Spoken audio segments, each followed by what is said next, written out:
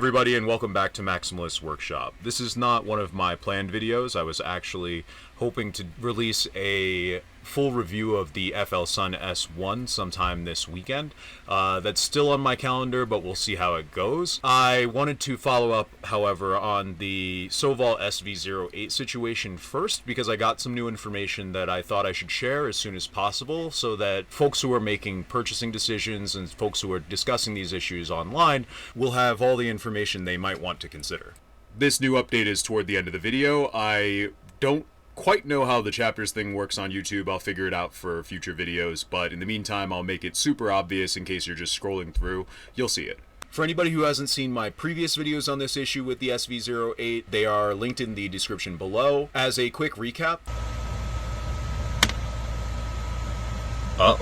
in short, the Sovol SV08 uses an unthreaded nozzle, which is press fit into the hot end. For whatever reasons, this nozzle is then becoming separated from the hot end during regular PETG printing. As most of you probably know from trying to set the Z offset on your own 3D printers, the margin for error on the Z axis is fairly small, so when the nozzle isn't exactly where the printer expects it to be, there can be a catastrophic failure. In my case, and in other cases now that I've seen online, this has resulted in damage to the print bed. Significant damage that requires replacement.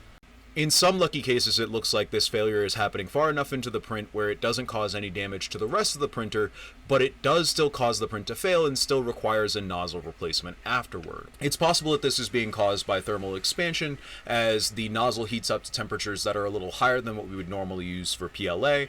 However, from what I've seen, nobody has mentioned having this issue with ABS and ASA. As some of you have pointed out, this nozzle is the same one that's on the T300, which is a Comgrow printer that Sovol also sells, and it is a less powerful machine. As you can see here, the T300 has a maximum print speed of 600 millimeters per second, while the SV08 has a maximum speed of 700 millimeters per second, so they're relatively comparable. However, the T300 has a much lower maximum acceleration at 12,000 millimeters per second, as opposed to the SV08's 40,000 millimeters per second.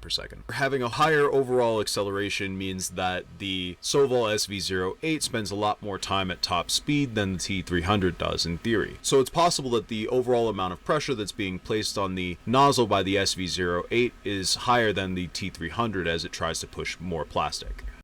Also, it may just be PETG.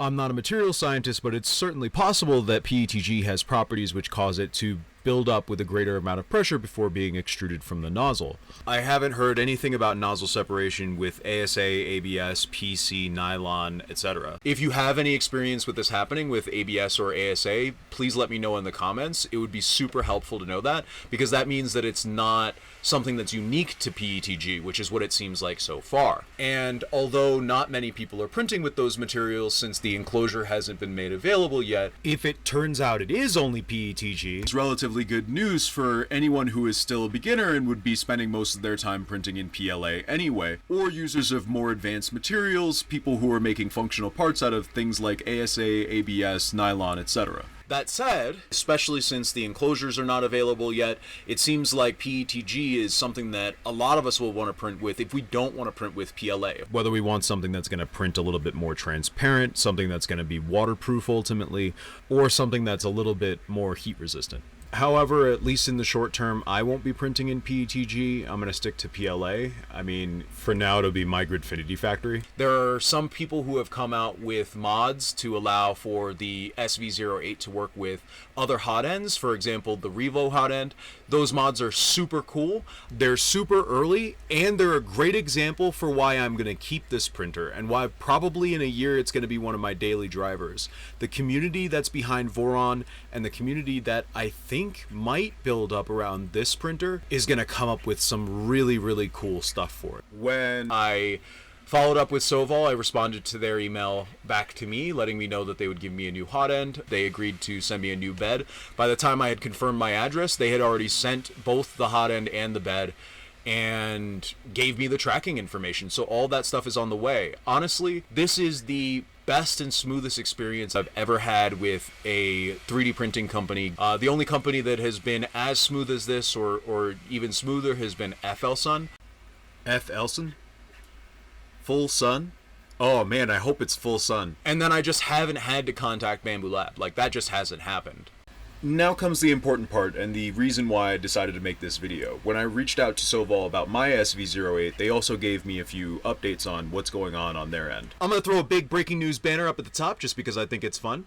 Ooh, shiny. Sovol says that they're already aware of this issue and that they have made a design change to address the problem. Basically, they're going to be implementing a new hot end design which uses a top screw to help retain the nozzle. They are currently testing this new hot end design, and it looks like once they're finished testing it, it's going to immediately go to production. Testing is due to be complete by around the end of the month. I'm not sure of Sovol's manufacturing turnaround after that, so hopefully we'll start seeing new nozzles sometime in July. So for me, there are 3 big takeaways from this whole situation. First, Sovol's customer service is fairly responsive. If you run into this issue, you should go ahead and reach out to them. Second takeaway, given the nature of this malfunction, and frankly, I'll call it what I think it is, which is a design defect, I think that it could have been caught with more testing. But I'm really glad to hear that the new nozzles are being tested.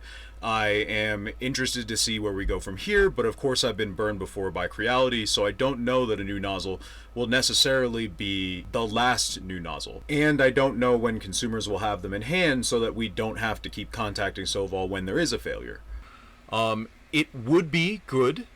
As a consumer, it would make me feel good if they made some public statement, even if only to the people who have put in orders already, letting them know that they shouldn't use certain materials with the machine as currently designed, and that a new design for the hot end is coming soon. And my final takeaway from all of this is, with the release of a new 3D printer, which hasn't had the opportunity to be messed with and failed on by thousands of people, of course there are going to be some glitches here and there. As far as issues like this go, especially design defects in 3D printing, this is something that is only affecting a few people, relatively speaking, and the fix is that an essentially consumable part just needs to be replaced. So it's not quite like the original Creality K1 where they basically had to give everybody a whole new nozzle and extruder, just the people whose nozzles fail, but I would say it still stems from the same underbaking issue. However, if this new nozzle works and Sovol delivers it in a reasonable time, then I'll chalk this up as a win. On some level, to focus just on this issue does the SV08 somewhat of a disservice, so I'm going to be doing a full review as soon as I can. But for now, if you're in a position where you're trying to decide whether to buy right now, I honestly can't recommend it yet. I love everything about this machine, but if it's simply not reliable, and I can't trust it to print while I'm not around, then it's really just not useful to me. And this is especially true given the price tag. At worst, you're looking at an $800 expenditure for something that really should be able to be an investment. If it's something that I'm going to be relying on for business, or if it's my only printer, and then have it not work because the nozzle fails and I don't have any spares, because I can't stock spares, because no spares are available. I can only get them by contacting Sovol because one has failed. It's just a huge time sink, and frankly I would get more value out of another printer that I can just set, forget, and pull parts off the shelf when something inevitably fails. On balance, although every cell in my body is telling me to be positive about this printer and to tell you it's great because I like it a lot and I want it to succeed, right now it's a big wait and see for me. Thank you so much, and if you liked what you saw in this video, please leave a like. That helps us in the algorithm. If you're interested in seeing more videos like this, please subscribe. I'm going to be trying to put out new content at least every week, hopefully more than that. We'll see how it goes. If you have any feedback, if you think there's something that we can do better, something we did really well in this video, please leave a comment below. This is Maximalist Workshop. Thank you so much for your time.